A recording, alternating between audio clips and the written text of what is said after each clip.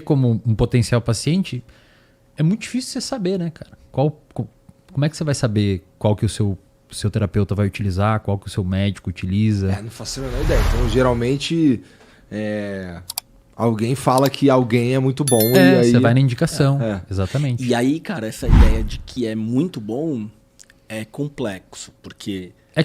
eu não sei se você entra numa nerdice do que é confundidores. Por mim pode entrar na nerdice, cara. Eu quero saber. É que assim, como é que você sabe que é muito bom? Acho que essa é a porque pergunta. o game falou que é muito bom. E Aí como é que essa esse pessoa cara sabe? sabe? Por que será? Ele sentiu melhor. Tá, ok. Mas ele sentiu melhor, cara, que pode ser explicado por pelo menos umas 8 coisas diferentes que não a abordagem que o cara usa. Tá, saca? Mas eu não tô dizendo que esse é o melhor método.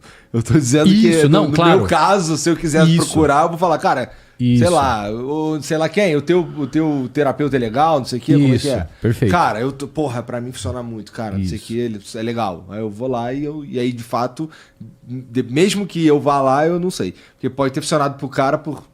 Exatamente. Pode, inclusive, o cara ter usado a receita de bolo no cara e ter funcionado, porque ele é a receita de bolo. Mas agora, ó, eu vou dar um exemplo esdrúxulo, Igor, pra ser didático e depois eu volto pra realidade, tá? Eu até hoje não tive Covid. Nunca tive Covid. Desde quando começou a pandemia, não passei um dia da minha vida sem tomar café preto. Logo, café preto previne Covid. Certo? Então, assim, é uma observação. É um dado empírico. Que, se sentar aqui como é que chama? Um infectologista, o cara vai falar, não tem nada a ver, você tá louco da cabeça, manda esse cara embora, certo? Por quê? Porque ele entende dos mecanismos. Não precisa ser infectologista. Você me falar isso pra mim, é um absurdo. Perfeito. Agora, vamos pensar numa coisa, ó. Você foi naquele terapeuta, certo? Legal. Isso aqui que a gente começou a falar de confundidores, que é essa coisa mais nerd aqui. Então vamos deixar a coisa bem didática, assim. Então, beleza, você foi lá nesse terapeuta, te fez sentir melhor. Beleza. Primeiro, várias condições clínicas, depressão, ansiedade, humor, estresse, etc., já, só com a mera passagem de tempo, melhoram. Certo? Então, às vezes, cara, o que acontece? Você tá fazendo terapia, mas vem um filósofo aqui no Flow e trouxe umas reflexões que falou, caraca, velho, nunca tinha pensado nisso, olhar pra minha vida assim. E também é um tema que te afligia lá na terapia.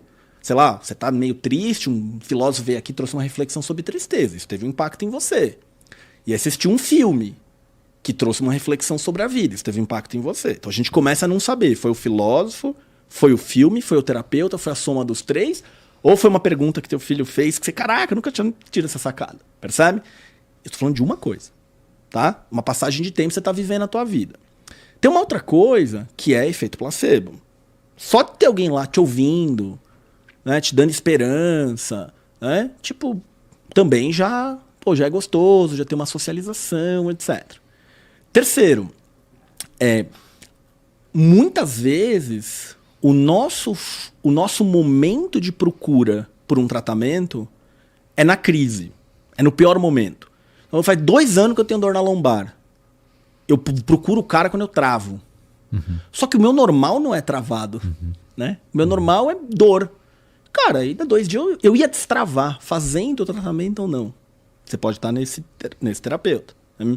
Então, olha quanta coisa... Eu posso estar no cara que só fala o que eu quero ouvir também. Exatamente. Exato. O que, inclusive, pode ser perigosíssimo. Né? Me parece de todos o mais perigoso. É que pode ter efeito colateral, né? Exato. A galera acha que terapia não pode ter efeito colateral, mas pode ter efeito colateral também. Então, Graves, isso em aliás. ciência chama evidência anedótica. Por que anedótica? Você é uma anedota. Então, comigo deu certo. Com você deu certo até a página 2, assim. Porque a gente não sabe se foi qualquer uma dessas coisas. Então, a única maneira da gente saber funcionou pro Igor ou não funcionou pro Igor e, no geral, funciona ou não funciona, é isolando isso. Porque a hora que eu pego 150 pessoas diferentes, todas elas estão vivendo e vendo a reflexão do filósofo, trocando ideia com o amigo e ouvindo pergunta do filho.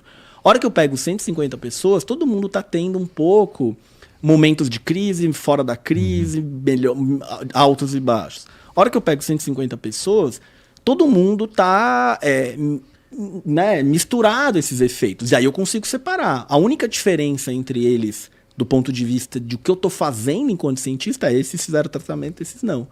Aí quando o cara vai prestar serviço, o cara vai no meu consultório, eu posso partir desse tratamento. Talvez eu não vá fazer igualzinho, porque o Igor tem algumas particularidades. Pô, o Igor, né, ele topa diminuir a cerveja, mas ele não topa parar de fumar o pendrive, então eu preciso ajustar aqui, né? Mas eu tenho um ponto de partida, eu não estou improvisando no acaso, percebe? Entendi. E o mais bacana é que, assim, mesmo o grupo que não recebeu o tratamento, se você mensurar a melhora do grupo, vai existir uma melhora. Porque justamente existiu essa passagem do tempo, você seguiu tua vida, às vezes o teu relacionamento melhorou, o efeito do cara tá ali te ouvindo, então vai ter um efeito. Só que se o tratamento for eficaz, você vai ver lá nas barrinhas do estudo ou nos números, esse efeito que é o efeito atribuído a tudo isso, mais o placebo e mais uma coisinha assim.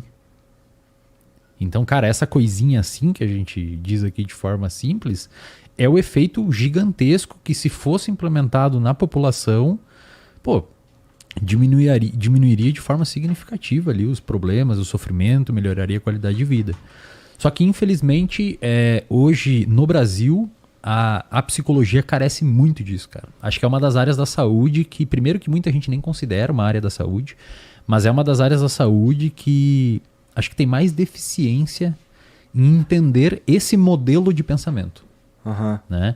E isso é um problemão, porque, ao contrário do que a galera pensa, nós da psicologia somos profissionais extremamente... temos um impacto significativo na vida da pessoa. E, portanto, nós deveríamos ter uma atenção clínica olhando essa forma de pensar, essa abordagem. Tu mencionou aí rapidamente efeitos colaterais de uma terapia. Cara, o que pode ser, assim... Como é que você torna aquilo ainda mais devastador, ou o problema maior ainda? Você falou um efeito colateral muito comum em terapia. Você vai num cara que fala o que você quer ouvir.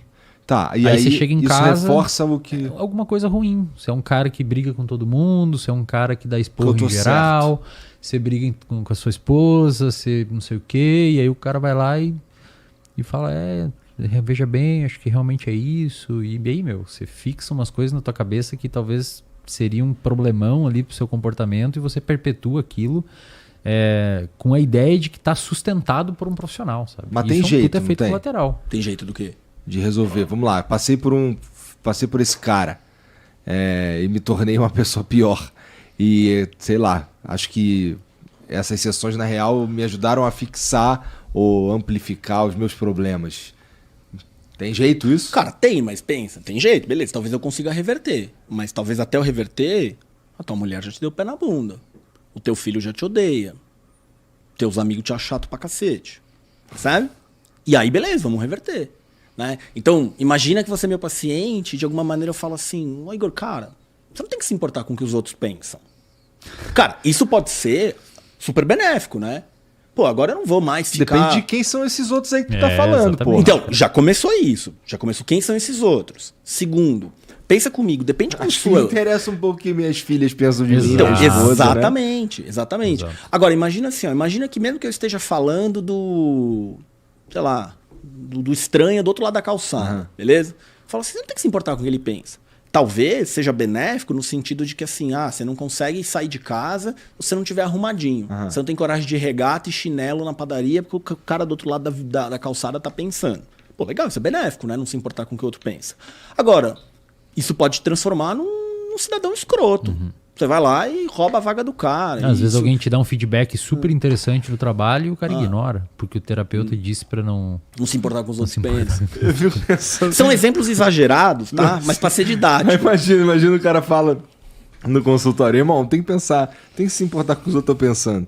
Aí o maluco rouba a vaga dos outros, vira um cuzão do caralho. Aí ele chega lá, irmão, aí ó, porra, fiz o que tu falou. Aliás, eu quero que tu se foda, né? Fala pro terapeuta. Não vou pagar a sessão que eu te devia, eu quero que se foda. Vou passar essa sessão do caralho aqui, velho. Vai pra puta que o pariu, porra.